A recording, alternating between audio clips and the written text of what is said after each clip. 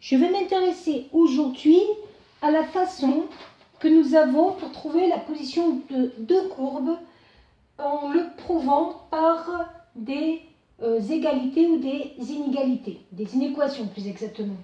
Donc je m'intéresse à la fonction qui est x associe moins 2x carré moins 5x plus r.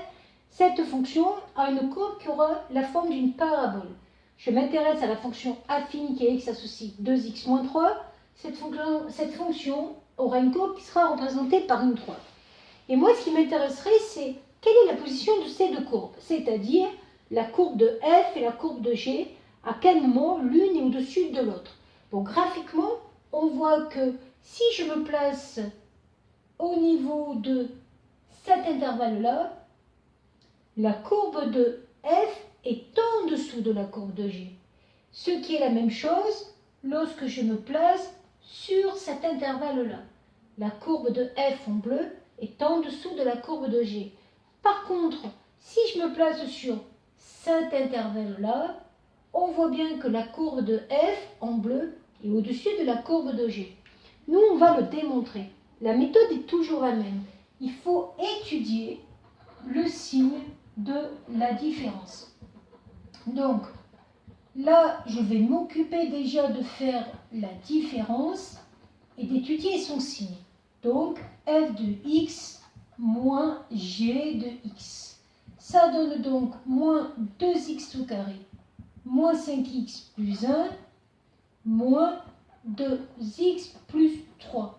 Ce qui va me donner une expression du second degré qui est la suivante. Et là, on tombe sur quelque chose que vous connaissez depuis la première, l'étude du signe d'un polynôme du second degré. Donc, on va commencer par calculer le delta. Delta, ça ne change pas, c'est b carré moins 4ac. Ce qui va donner moins 7 au carré, 49, moins 4ac, il va me rester moins 4 fois moins 2 fois plus 4, donc il va me rester plus 4 fois 2, 8, 8 fois 4, 32.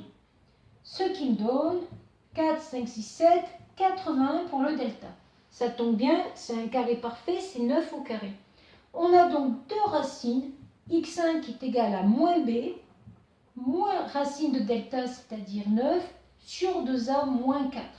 La première racine va faire 1,5. La deuxième racine va faire x2 égale moins b, 7, plus racine de delta 9 sur moins 4. 7 plus 9, ça fait 16, 16 divisé par moins 4, moins 4. Ici, je me retrouve avec deux racines. Alors, comment faire à partir de ça pour étudier le signe de cette expression? Alors, la méthode est toujours un petit peu la même. On va commencer par faire un tableau. L'ux, je vais le faire varier de moins l'infini à plus l'infini. Je vais mettre le signe de la différence, f de x moins g de x. Et je vais d'abord regarder les valeurs qui annulent cette expression. J'ai moins 1,5 et j'ai moins 4. Je fais attention de bien le mettre dans le sens croissant. Alors, pardon, c'est 1,5 et moins 4. Excusez-moi, là, il y avait 1,5. Je sais qu'à l'extérieur des racines, c'est toujours le signe de A. Le signe de A, ici, c'est moins 2. Donc, si à l'extérieur des racines, c'est le signe de A, je vais donc me retrouver avec un signe négatif, positif, négatif. Et après, c'est très facile. Je vais conclure au niveau de la position de ces deux courbes. Si je vois que cette différence est négative, ça veut dire que la fonction f est plus petite que la fonction g. C de f sera donc en dessous. Ce qu'on remarque en nous disant que sur moins l'infini, moins 4, la courbe bleue est bien en dessous de la courbe rouge. Pareil, sur 1,5 plus l'infini, C de f sera en dessous, puisque la différence est négative. Et donc, il nous reste que quand la différence est positive, C de f est au-dessus.